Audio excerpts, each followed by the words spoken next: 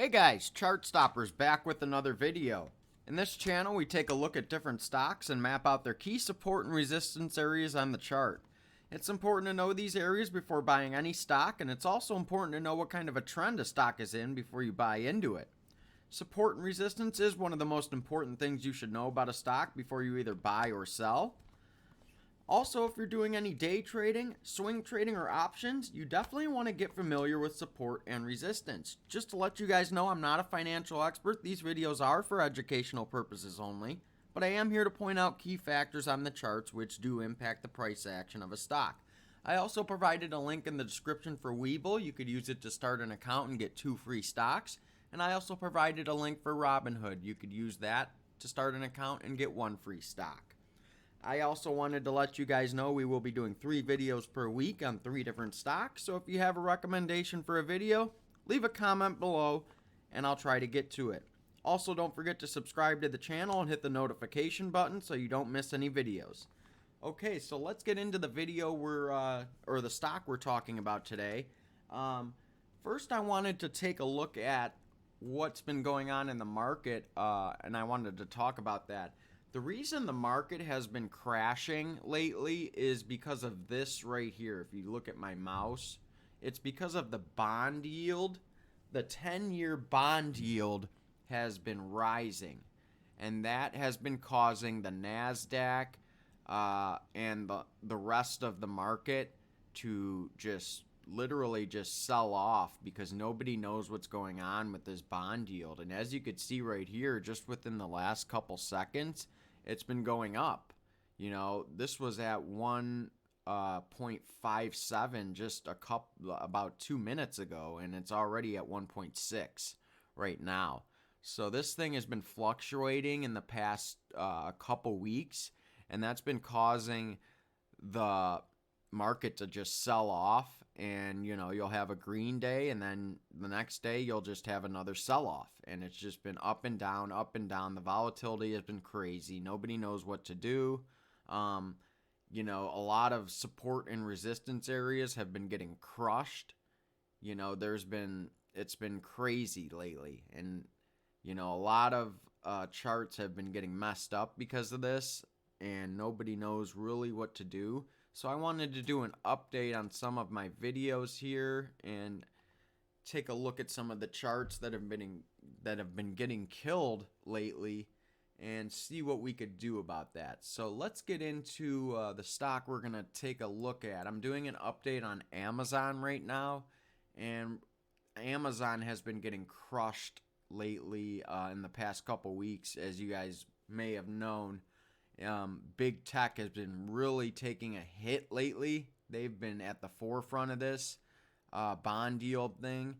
They've really been taking a big beating because of this, and everybody's been selling their tech stocks and switching over to reopening plays. So let's take a look at Amazon and see what we could map out on the chart. Okay, so today is March 5th, 2021. And as you can see, it is the pre-market. Amazon closed yesterday at $2,977.57. And it is down $3.83 right now in the pre-market. It was actually up about 20 minutes ago, almost $10 in the pre-market. But as you can see, because of that bond rising, it's dropped substantially in the past couple minutes because of that. So you're going to see this thing fluctuate as we go through this video because of that bond yield. As that changes, the price of Amazon is going to change with it. So, and we're going to go through the chart and take a look at this. So let's just start with the top here. I usually start at the bottom, but I'm just taking a look at the past. It looks like I'm going to go back to, let's see here. Let me zoom out here. I'm going to go back to about a year for Amazon. I'm not going to go back all the way on the chart. I usually, you know, do a full chart on this, but I'm just doing an update because I've already done a full chart analysis on this one. If you haven't seen the video, go back and look at it.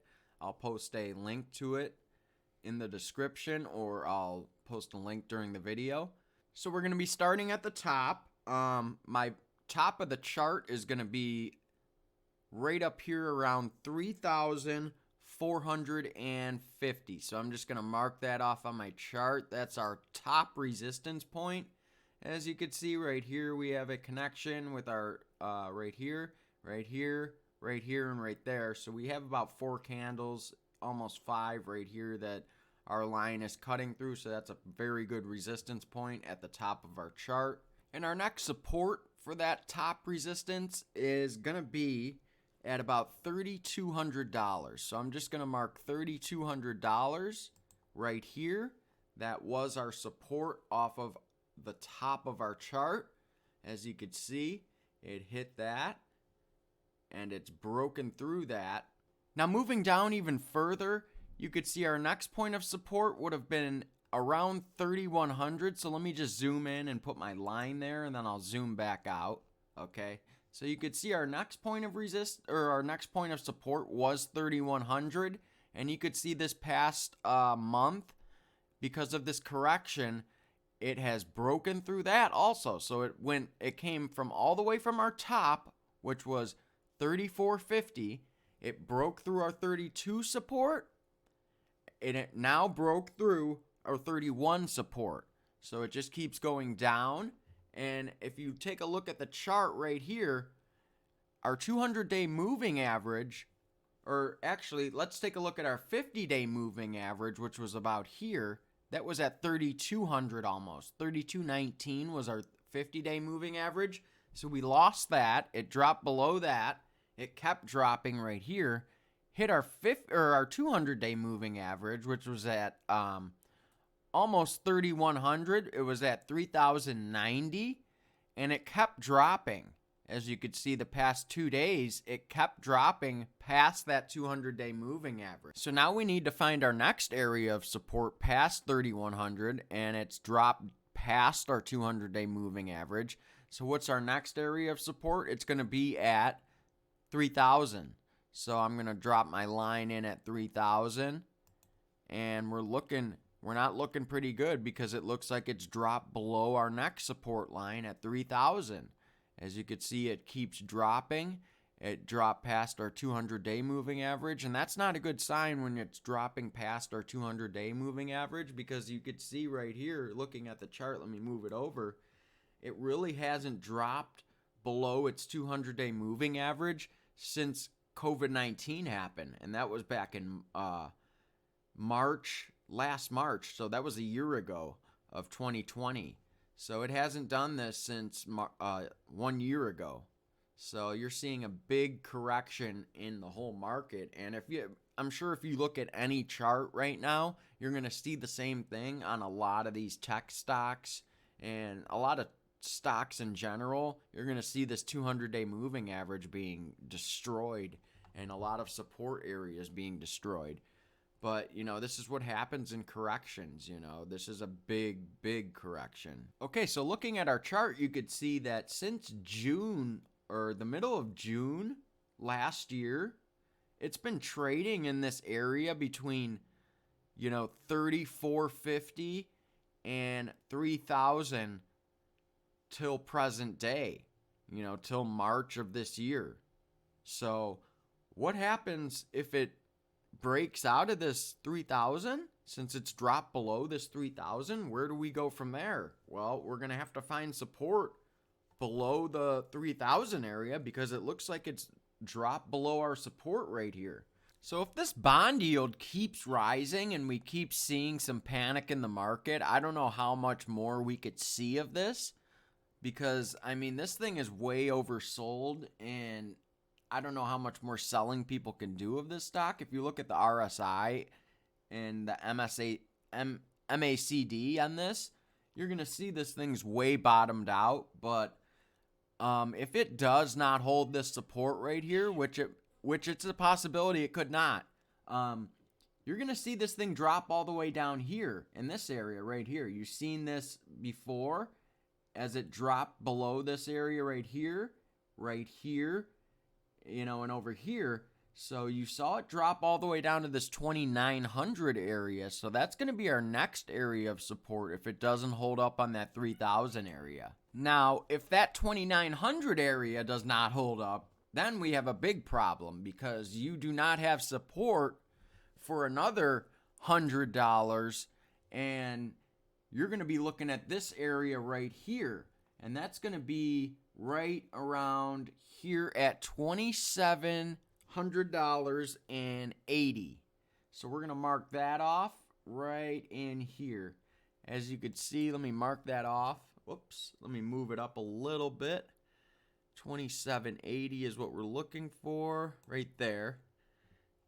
It's a little bit off, but we're going to go with that one. As you could see, as it came up, it hit a little bit of resistance there before it eventually broke through right here and made its way up into this area right there.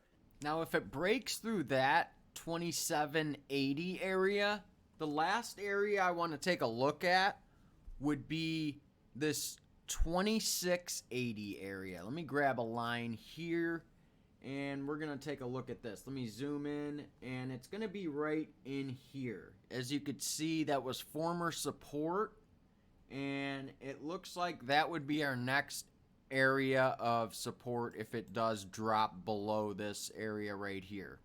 So that would be something to take a look at. Now, I don't see that happening because this thing has already dropped 10% in this correction. As you could see, this is a 10% correction from the high down to 3,000 right in here.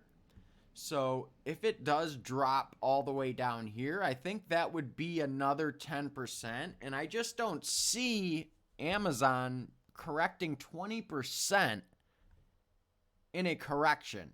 I don't even think you saw that in when COVID happened right here. I'm not sure you even saw that right there. So I don't see it happening.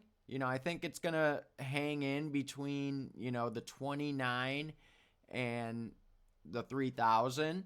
I don't think it's going to drop below this 2,900.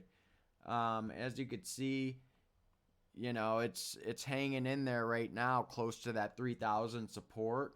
So we'll see what happens during the day today on Friday and next week, and we'll see what happens with these bond yields, and hopefully everything gets worked out. I mean, this thing is way oversold. I think it's about bottomed out. I don't know how much more it can be sold, and we'll see what happens. So that's my video. That's my update on Amazon, and we'll see you next time on Chart Stoppers.